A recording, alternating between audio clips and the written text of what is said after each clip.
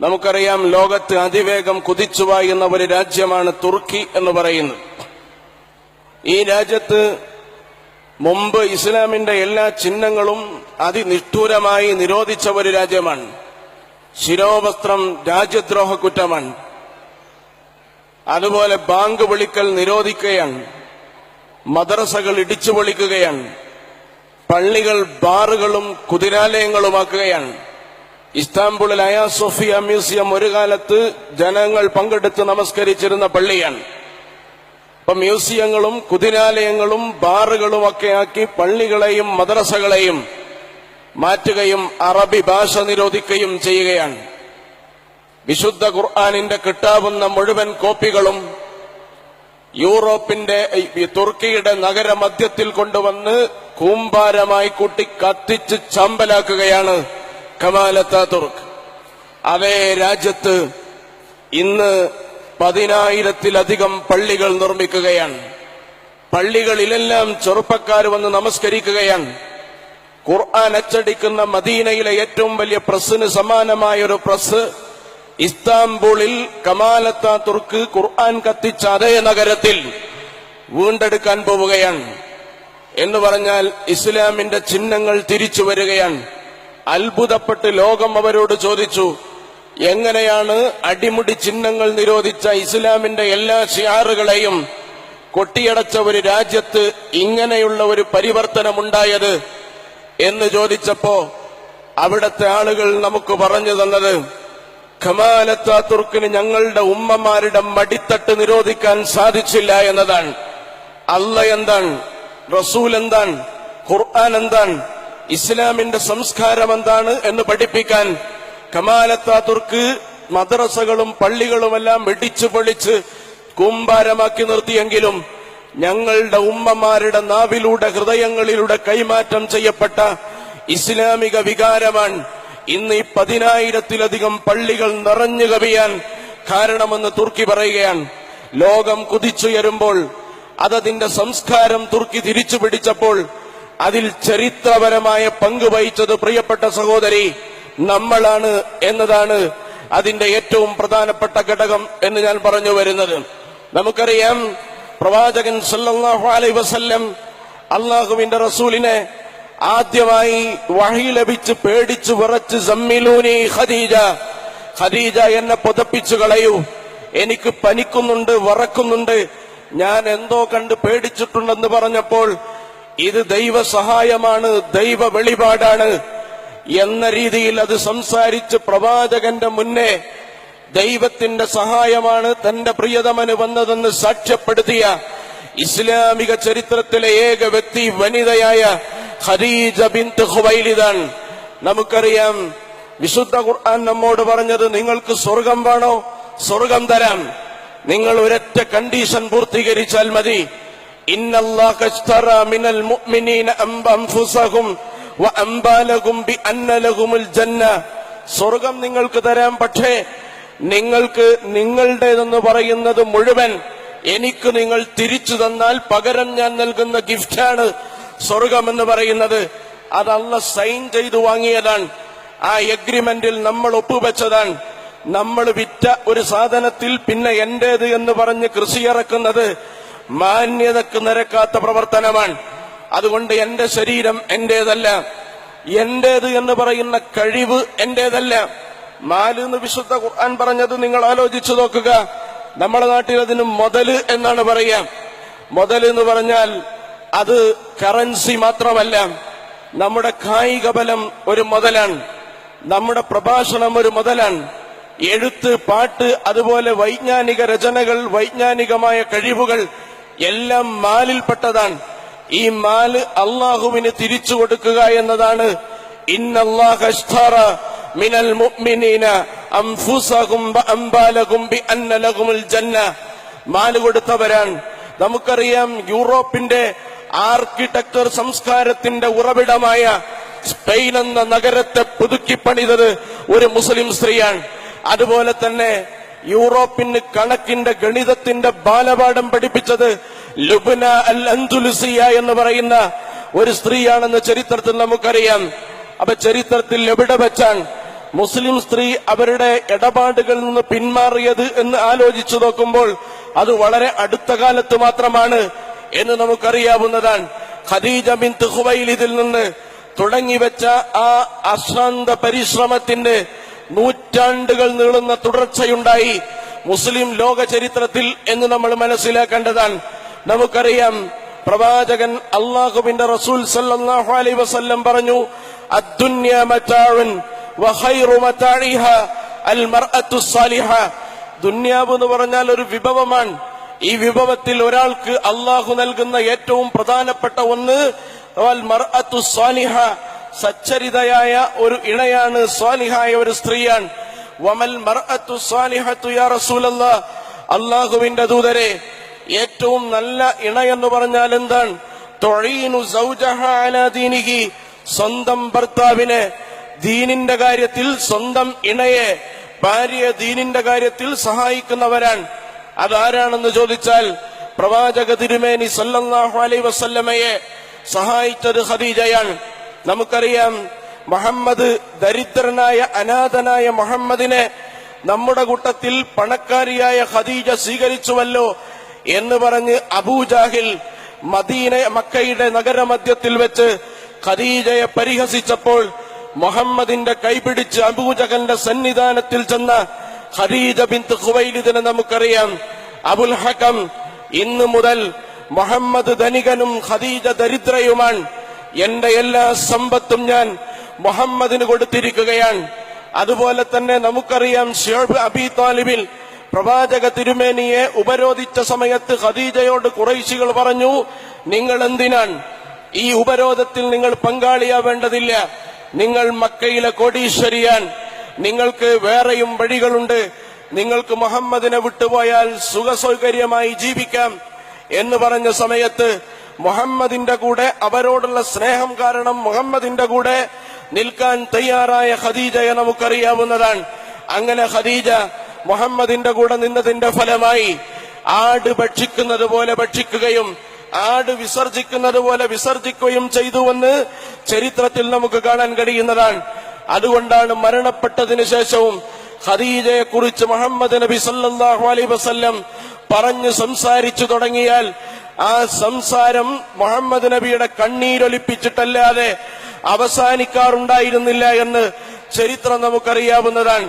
ഞാൻ ഒരുപാട് ത്യാഗങ്ങൾ സഹിച്ച സമയത്ത് എന്നെ മാറോട് ചേർത്ത് ആശ്വസിപ്പിച്ചു നിർത്തിയ ഒരാൾ, ഞാൻ ധ്യാനമിരുന്ന് ഹിറാ ഗുഹയുടെ മുകളിൽ ഒറ്റക്കിരുന്ന് ധ്യാനിച്ച സമയത്ത് തന്റെ അടുത്തേക്ക് വിശേഷങ്ങൾ തിരക്കി മല കയറി വന്ന ഒരാൾ, ആ മല നിങ്ങൾ ആലോചിച്ചു നോക്കൂ, ഇന്നും നല്ല ആരോഗ്യമുള്ള ഒരാൾക്ക് പോലും കയറാൻ പറ്റാത്ത മല, 55 56 വയസ്സായ റിട്ടയർഡ് പ്രായമുള്ള ഒരു സ്ത്രീ കയറിയിറങ്ങിയ ചരിത്രം നമുക്കറിയാവുന്നതാണ്. ഇങ്ങനെ ധാരാളം ഉദാഹരണങ്ങൾ നമുക്കറിയാം. ആയിഷ ബിൻത് അബീ ബക്കറിനെ കുറിച്ച് ചരിത്രം പറയുന്നത്, അവർ യഥാർത്ഥത്തിൽ അന്നത്തെ ഇൽമിന്റെ വിജ്ഞാനത്തിന്റെ പകുതി ആയിഷയുടെ അടുത്താൻ, ഹദീസുകൾ ശേഖരിക്കുവാൻ, ഫത്വകൾ നൽകുവാൻ, അതുപോലെ തന്നെ തർക്കമുള്ള വിധികളിൽ രമ്യതയിലെത്താൻ എല്ലാവരും സമീപിച്ചിരുന്നത് ആയിഷ എന്ന ബുദ്ധി വൈഭവത്തിന്റെ അടയാളമായ പ്രവാചക പത്നിയെ ആയിരുന്നുവെന്ന് ചരിത്രത്തിൽ നമുക്കറിയാവുന്നതാണ്. അതുപോലെ തന്നെ നുസൈബ് ബിൻത് കഅബ് എന്ന് പറയുന്ന ഉമ്മ അമ്മാറ എന്ന പേരിൽ നമുക്കെല്ലാവർക്കും സുപരിചിതമായ സ്ത്രീത്വത്തിന്റെ യഥാർത്ഥ ശക്തി സന്നാഹമായി മദീനയിൽ വിരസിച്ച നമുക്കറിയാം, മൽതഫത്തു യമീനൻ വശിമാലൻ ഇല്ലാ ഉമ്മ അമ്മാറ, ഞാൻ അടുത്തു തിരിഞ്ഞാലും ഉമ്മ അമ്മാറയാൻ, വലത്തു തിരിഞ്ഞാലും ഉമ്മ അമ്മാറയാൻ. ഉഹദിൽ എന്റെ ശരീരത്തിനോട് ചാരി നിന്ന് തന്റെ പ്രൊട്ടക്ഷൻ ഏറ്റെടുത്ത ഒരു സ്ത്രീ, ആ സ്ത്രീ ഇങ്ങനെ പ്രവാചക തിരുമേനിക്ക് കൊള്ളാവുന്ന എല്ലാ അമ്പുകളും ചാടി സ്വന്തം നെഞ്ചത്തേക്ക് സ്വീകരിക്കുകയാണ്. അങ്ങനെ അവർ ബോധം കെട്ട് വീണുന്ന സമയത്ത് അവരുടെ ശരീരത്തിൽ 12 അമ്പുകൾ തറച്ചുപോയിരുന്നുവെന്ന് ചരിത്രം പറഞ്ഞു തരികയാണ്. ബോധം തെളിഞ്ഞ ഉടനെ അവരോട് പറയുന്നു, ഉമ്മ അമ്മാറ, നിങ്ങളുടെ മകൻ കൊല്ലപ്പെട്ടിരിക്കുന്നു. ഉമ്മ അമ്മാറ പറയുന്നു, ഐന ഹബീബി, എന്റെ റസൂൽ എവിടെയാണ്? രണ്ടാമത് പറയുന്നു, ഉമ്മ അമ്മാറ, നിന്റെ ഭർത്താവും കൊല്ലപ്പെട്ടിരിക്കുന്നു. ഐന ഹബീബി, എന്റെ റസൂൽ എവിടെയാണ്? ഞാൻ കണ്ണടക്കുന്നതിന്റെ അവസാന നിമിഷം കണ്ട മുഖം പ്രവാചകന്റെ മുഖമാണ്. ആ പ്രവാചകനെ നിങ്ങൾക്ക് സംരക്ഷിക്കാൻ സാധിച്ചോ? ഉമ്മ അമ്മാറ, നിന്റെ സഹോദരനും മരണപ്പെട്ടിരിക്കുന്നു. ഉമ്മ അമ്മാറ വീണ്ടും ചോദിക്കുകയാണ്, ഐന ഹബീബി, എന്റെ ഹബീബിനെ കാണിച്ചു തരൂ, അല്ലാതെ എനിക്ക് ഭക്ഷണമില്ല. സ്വന്തം മകന്റെ മയ്യത്ത് ഞാൻ കാണില്ല. ഇത് നമ്മുടെ നാട്ടിൽ പറഞ്ഞതുപോലെയല്ല. ഉമ്മ അമ്മാറ പറഞ്ഞത് സ്വന്തം മകന്റെ മയ്യത്ത് കാണാൻ റസൂലുള്ളാഹിന്റെ വിശേഷം തിരക്കിയതിനു ശേഷം തിരിച്ചു വരുന്ന ഉമ്മ അമ്മാറയെ ചരിത്രത്തിൽ നമുക്കറിയാം.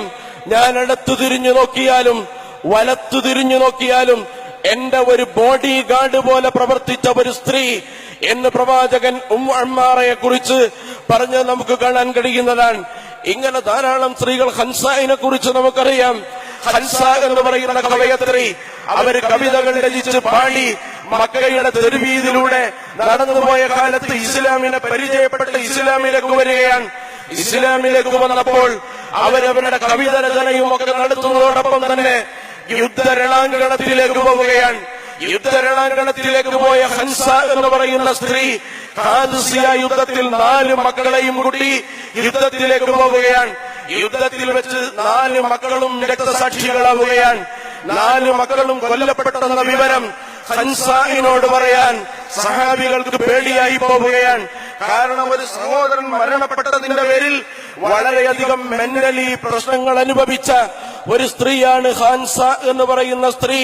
ആ ഹൻസായിന്റെ അടുത്ത് 4 മക്കളും കൊല്ലപ്പെട്ടെന്ന് പറഞ്ഞപ്പോൾ അൽഹംദുലില്ലാഹ്, സർവസ്തുതിയും അല്ലാഹുവിനാണ് എന്ന് പറഞ്ഞ് അൽ മാലു വൽ ബനൂന സീനത്തുൽ ഹയാത്തിദ് ദുനിയ വൽ ബാഖിയാത്തുസ് സാലിഹാത്തു ഖൈറുൻ ഇൻദ റബ്ബിക സവാബൻ വ ഖൈറുൻ അമല.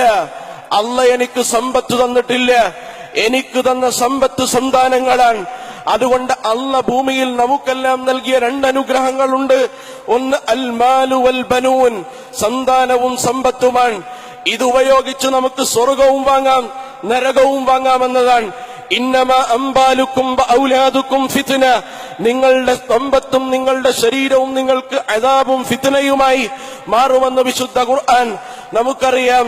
പ്രവാചക തിരുമേനി നമ്മെ പഠിപ്പിക്കുന്നതും മരണപ്പെട്ടു പോയാൽ പ്രിയപ്പെട്ട സഹോദരി ബാക്കിയാവുന്ന 3 കാര്യങ്ങളിൽ വലതുൻ സാലിഹുൻ യദ്ഉ ലഹു, നിനക്ക് വേണ്ടി വിങ്ങിപ്പൊട്ടി പ്രാർത്ഥിക്കുന്ന മകനാണ് മകളാണ്.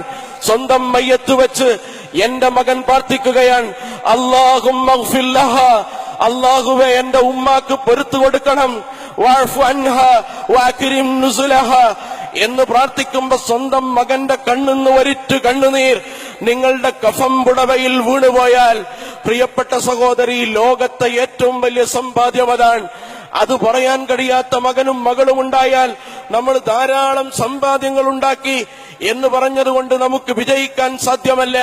നമ്മുടെ എത്ര സമ്പാദ്യങ്ങളൊക്കെയും നമുക്ക് തിരിച്ചു കൊണ്ടുപോകാൻ കഴിയാത്ത ഒരു ലോകത്തേക്ക് പോകുമ്പോൾ സ്വന്തം മകൻ ആത്മാർത്ഥമായി, സ്വന്തം മകൾ ആത്മാർത്ഥമായി പ്രാർത്ഥിക്കുന്ന പ്രാർത്ഥനയാണ്.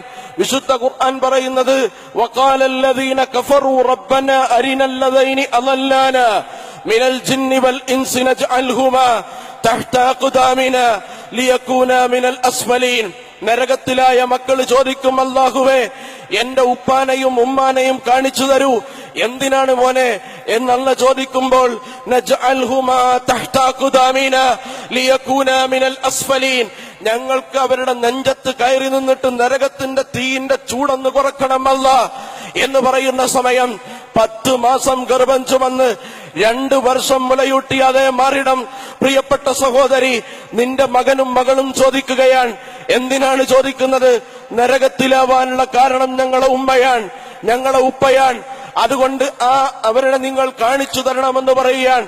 നജ്അൽഹുമാ തഹ്ത അഖ്ദാമിനാ ലിയകൂനാ മിനൽ അസ്ഫലീൻ. ഇത് നമ്മുടെ മകനും മകളുമാണ്. ഇതിലേത് മകനാവണം മകളാവണമെന്ന് തീരുമാനിക്കാൻ അല്ലാഹ് നമുക്ക് അധികാരം നൽകിയിരിക്കുകയാണ്. അതുകൊണ്ട് നമ്മുടെ സ്വർഗത്തിന്റെ പ്രാപ്തിയിൽ ഒന്നാമത്തെ നമ്മുടെ സന്താനങ്ങളാണ്, രണ്ടാമത്തെ നമ്മുടെ മാതാപിതാക്കളാണ്.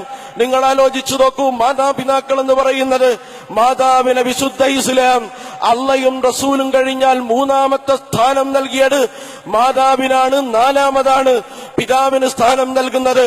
മാതാവിനെ കുറിച്ച് വിശുദ്ധ ഖുർആനും പ്രവാചകനും ആവർത്തിച്ചു പറയാനുള്ള കാരണം എന്താണ്? പിതാവിന്റെ അധ്വാനവും ത്യാഗവും മകൻ വലുതായാലും കാണുകയാണ്. മകൻ വിയർത്ത് കുളിച്ച് അധ്വാനിച്ച് ഓഫീസിൽ നിന്നും ജോലിയിൽ നിന്നും കമ്പനിയിൽ നിന്നും വരുന്ന ബാപ്പയെ മകൻ കാണുകയാണ്, മകള് കാണുകയാണ്. ബാപ്പ എനിക്ക് വേണ്ടി അധ്വാനിക്കുന്നത് അവർക്ക് ബോധ്യപ്പെടുകയാണ്. പക്ഷെ ഉമ്മ എനിക്ക് വേണ്ടി അധ്വാനിച്ച ഒരു കാലമുണ്ട്. ആ കാലം ഒരു മകന്റെ മെമ്മറിയിൽ ഉണ്ടാവുകയില്ല, ഒരു മകളുടെ മെമ്മറിയിൽ ഉണ്ടാവുകയില്ല. അതുകൊണ്ടാണ് ആവർത്തിച്ചാവർത്തിച്ചു പറയുന്നത്, ഉമ്മാന്റെ കാര്യം നീ ശ്രദ്ധിക്കണമെന്നാണ്.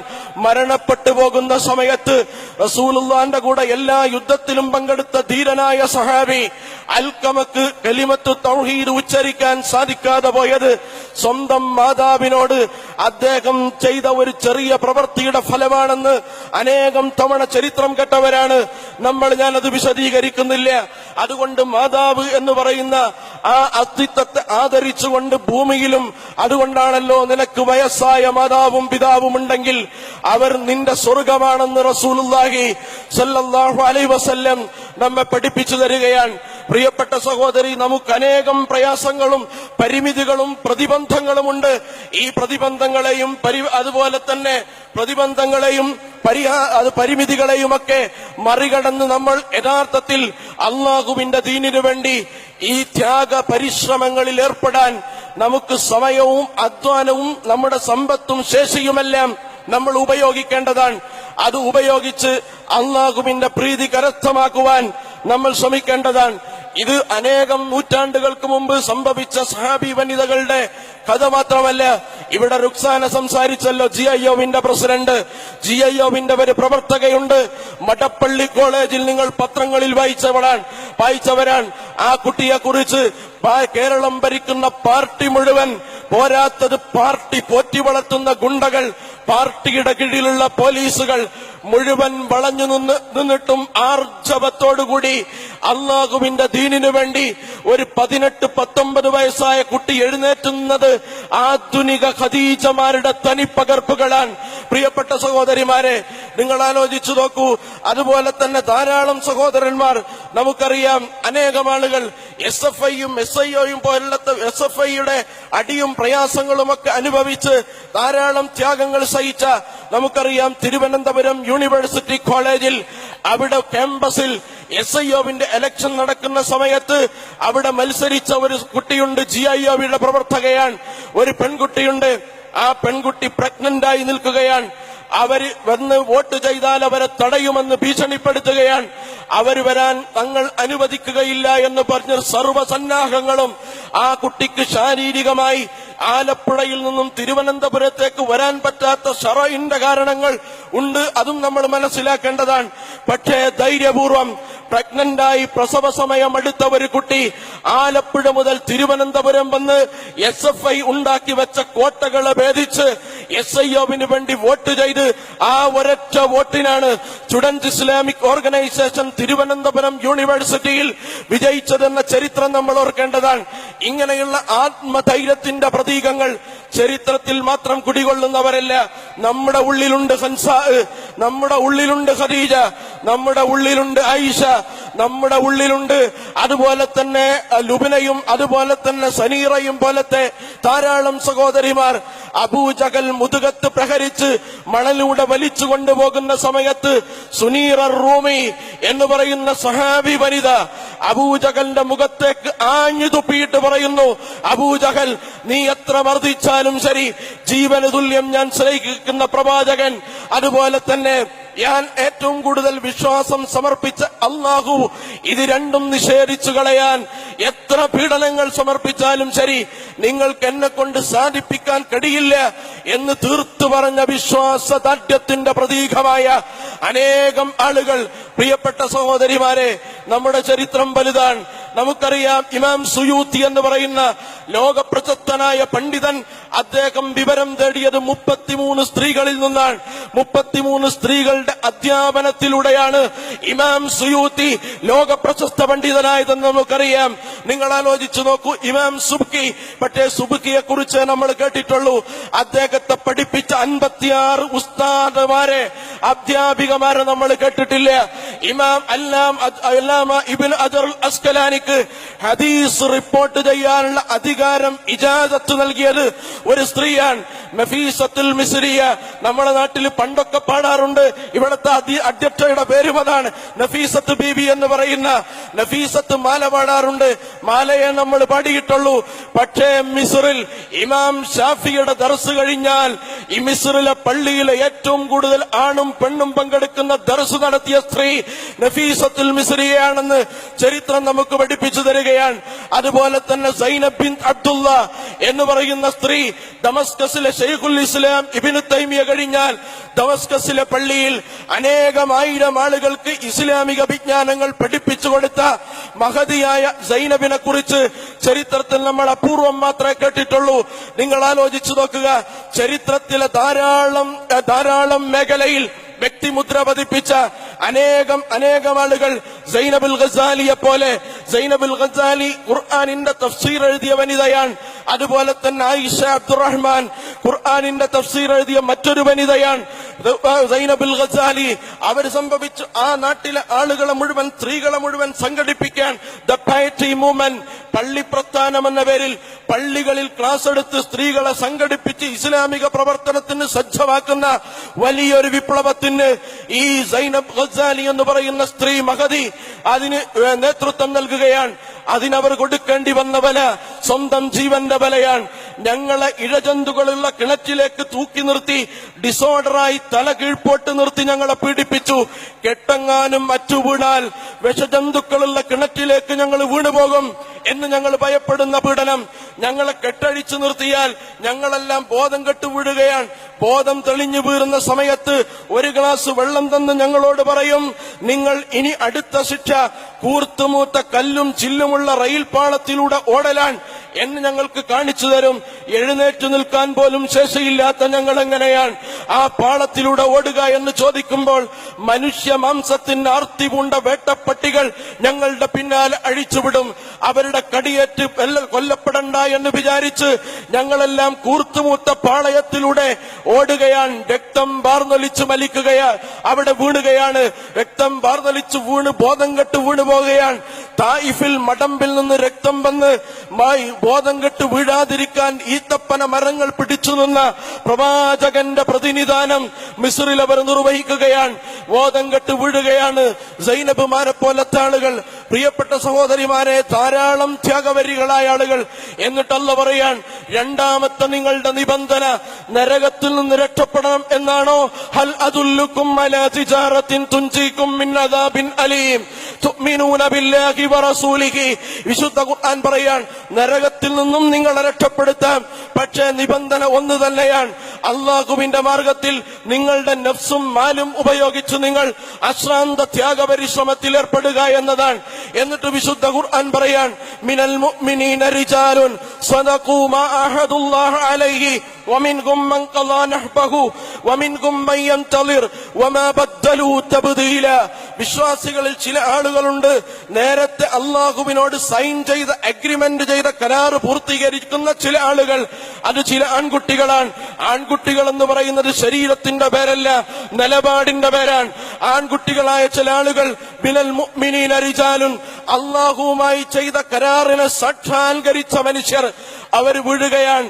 പോരാട്ടത്തിന്റെ വഴിമധ്യേ തവക്കുൽ കർമാനെ കുറിച്ച് റാഷിദ് അൽ ഖനൂശി പറഞ്ഞല്ലോ, മുസ്ലിം ലോകത്തിന്റെ ഇസ്സത്ത് കാത്ത പെൺകുട്ടി. മഫ്തയിട്ട ഒരു കുട്ടിക്ക് നോബൽ പ്രൈസ് കിട്ടുമെന്ന് ലോകം ഊഹിക്കാത്ത സമയത്ത് മഫ്ത ധരിച്ച് മഫ്ത രാജ്യദ്രോഹ കുറ്റമായ പാരീസിന്റെ നടുമുറ്റത്തിറങ്ങി മഫ്തയെ കുറിച്ച് പ്രസംഗിച്ച് നോബൽ പ്രൈസ് വാങ്ങി വന്ന തവക്കുൽ കർമാൻ എന്ന് പറയുന്ന സ്ത്രീയെ നമുക്കറിയാം. അതുപോലെ തന്നെ ലോകത്തെ ധാരാളം ആളുകൾ ഫലസ്തീനിലും അതുപോലെ തന്നെ പോരാട്ട ഭൂമിയിൽ സ്വന്തം മക്കൾക്ക് ആവേശമായി സ്വന്തം പിഞ്ചുകുഞ്ഞിന്റെ മൃതദേഹം കാണുമ്പോൾ പോലും പുഞ്ചിരിച്ച് നെറ്റിയിൽ ചുംബിച്ച് യാത്രയേക്കുന്ന ഉമ്മമാർ ഇന്നും നമ്മുടെ നാട്ടിൽ ജീവിക്കുന്നുണ്ട്. നമുക്കറിയാവുന്നതാണ്. സ്വന്തം മകനെ കുളിപ്പിക്കുമ്പോ ഉമ്മക്കറിയാം എന്റെ കുട്ടിയുടെ മയ്യത്താണ് ഞാൻ കുളിപ്പിക്കുന്നത്. ആ ഉമ്മക്കറിയാം രാവിലെ പ്രഭാത ഭക്ഷണം കൊടുക്കുന്ന സമയത്ത് ഉമ്മക്കറിയാം എന്റെ കുട്ടിക്ക് കൊടുക്കുന്ന അവസാനത്തെ ഉരുള ചോറാൻ. ആ കുട്ടിയെ വസ്ത്രം ധരിപ്പിക്കുമ്പോ ഉമ്മാക്കറിയാം എന്റെ കുട്ടിക്ക് ഞാൻ ധരിപ്പിക്കുന്ന കഫം പുടവയാണ്. വൈകുന്നേരം തിരിച്ചു വരുന്ന കുട്ടി 8ഉം 9ഉം വെടിയുണ്ടയേറ്റ് വിറങ്ങലിച്ച മൃതശരീരമായി തിരിച്ചെത്തുമ്പോൾ ടിഫിൻ ബോക്സിൽ, നമുക്കറിയാം ടിഫിൻ ബോക്സിൽ ഭക്ഷണത്തിനു പകരം കല്ല് കൊടുത്തയക്കുന്ന ഉമ്മമാരുള്ള ലോകത്ത് സ്വന്തം ജീവനേക്കാൾ അധികം ഈ സമൂഹത്തിന്റെ അതുപോലെ തന്നെ ഈ രാജ്യത്തിന്റെ സ്വാതന്ത്ര്യത്തിനു വേണ്ടി തന്റെ കുട്ടിക്ക് ഒരു കല്ലേ കൊടുക്കാൻ പറ്റൂ എങ്കിൽ ആ കല്ല് കൊടുത്ത് ടിഫിൻ ബോക്സിൽ ഭക്ഷണം കൊടുക്കാതെ കല്ല് അടച്ചു വെക്കുന്ന ഉമ്മമാര് ജീവിക്കുന്ന ലോകം. സ്വന്തം ഭർത്താവ് പൊട്ടിത്തെറിച്ചു മരണപ്പെട്ട് കിടക്കുമ്പോ ആ ഭർത്താവിന്റെ കൈയും കാലും വലിച്ചുകൂട്ടി കൊളാശ് കണക്കെ ഒരു സ്ത്രീ ആ ഭർത്താവിനെ ഒരു മനുഷ്യരൂപമാക്കി കൂട്ടിയോജിപ്പിക്കുകയാണ്. ആളുകൾ അത്ഭുതപ്പെടുകയാണ്. എന്തേ നിങ്ങൾക്ക് പറ്റി?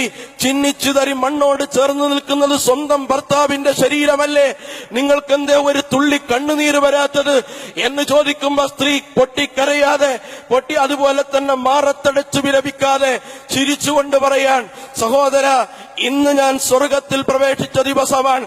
കാരണം അല്ലാഹുവിന്റെ റസൂൽ എന്നോട് പറഞ്ഞിട്ടുണ്ട്, അല്ലാഹുവിന്റെ റസൂൽ നമ്മോട് പഠിപ്പിച്ചിട്ടുണ്ട്, രക്തസാക്ഷിയായ ഭർത്താവ് മധുവിധു ആഘോഷിക്കുന്നത് പോലെ, കല്യാണ സുദിനം പോലെ സ്വന്തം പത്നിയുടെ കൈപിടിച്ച് ഇടിമിന്നൽ വേഗതയിൽ സ്വർഗത്തിൽ പോകുമെന്ന് റസൂലുള്ള എന്നെ പഠിപ്പിച്ചിട്ടുണ്ട്. അതുകൊണ്ട് ഇന്ന് ഞാൻ സ്വർഗത്തിൽ പോകുന്ന ദിവസമാണ്. എനിക്ക് അല്ലാഹ് 11 മക്കളെ തന്നു. ആ 11 മക്കളും ഇസ്ലാമിന്റെ സന്നദ്ധ സേവന പ്രവർത്തകരായി പ്രതിജ്ഞ ചെയ്ത ആളുകളാണ്. പിന്നെന്തിനാണ് ഞാൻ ഭയക്കുന്നത്? ഇത് ഒരു ഉമ്മയുടെ കഥയല്ല. അനേകം രക്തസാക്ഷികളുടെ മാതാവായ ഉമ്മുനിദാൽ എന്ന് പറയുന്ന സ്ത്രീയെ കുറിച്ച് നിങ്ങൾ കേട്ടിട്ടുണ്ടാവും. ഓരോ കുട്ടിയും രക്തസാക്ഷിയായി വരുമ്പോൾ അവരെ സ്വീകരിച്ച് ആ രക്തസാക്ഷിയുടെ മയ്യത്ത് സ്വീകരിച്ച് ആനന്ദത്തോടുകൂടി ദൈവത്തിന് ശുക്രോതുന്ന മാതാവ്, രക്തസാക്ഷിയാവാത്ത മകനെ നോക്കി സങ്കടപ്പെടുന്ന മാതാവ്, എനിക്ക് ഇത്ര മക്കളെ തന്നു, ഈ മകനാ ഭാഗ്യം ലഭിച്ചില്ല എന്ന് പറയുന്ന മാതാവ്. ഇത് ഖദീജമാരുടെ പകർപ്പാൻ, ഹൻസാമാരുടെ പകർപ്പാൻ, ഉമ്മ അമ്മാറയുടെ പകർപ്പാൻ. അതുപോലെ പുരുഷന്മാരെല്ലാവരും ഓടിയപ്പോൾ അവരെ തടഞ്ഞു നിർത്തി ഉമ്മ അമ്മാറയും സഫിയയും, ഞങ്ങൾ ഒരടി പിന്നോട്ട് പോവുകയില്ല, ഞങ്ങളുടെ മയ്യത്ത് കാണാതെ നിങ്ങൾക്ക് പിന്തിരിയാൻ കഴിയില്ല എന്ന് പറഞ്ഞ് യർമൂക്കിന്റെ രണാങ്കണത്തിലേക്ക് വീരകേസരികളായ പുരുഷന്മാരെ തിരിച്ചയച്ച ഉമ്മ അമ്മാറയും സഫിയ ബിൻത് അബ്ദുൽ മുത്തലിബിനെ പോലെയുള്ള ധീരരായ സ്ത്രീകൾ. അതുകൊണ്ട് പ്രിയപ്പെട്ട സഹോദരി, നമ്മുടെ ധീരതയും ആർജവും ആത്മാഭിമാനവും ഉയർത്തിപ്പിടിച്ച് ദൈവത്തിന്റെ മാർഗത്തിൽ അല്ലാഹുവിന്റെ ദീനിന്റെ സംസ്ഥാപനത്തിൽ ഉച്ചൈസ്തരം പ്രഖ്യാപിച്ചു നിൽക്കാനുള്ള ആർജവമാണ് നമ്മൾ കാണിക്കേണ്ടത്. അതിന്റെ ഒരു പ്രഖ്യാപനമാണ് ഖത്തറിലെ ഈ വനിതാ സമ്മേളനത്തിലൂടെ ഇതിന്റെ സംഘാടകർ നിർവഹിച്ചിട്ടുള്ളത്. നമുക്കറിയാം, ഇതിന്റെ പിന്നിൽ മാലാഖമാരെ പോലെ വിയർപ്പൊഴുക്കിയ സ്ത്രീകളെല്ലാം 2 ലോകത്തും സ്വർഗം പണിതവരാണ്. ഇരു ലോകത്തും സ്വർഗം കരസ്ഥമാക്കാൻ യോഗ്യത തെളിയിച്ചവരാണ്.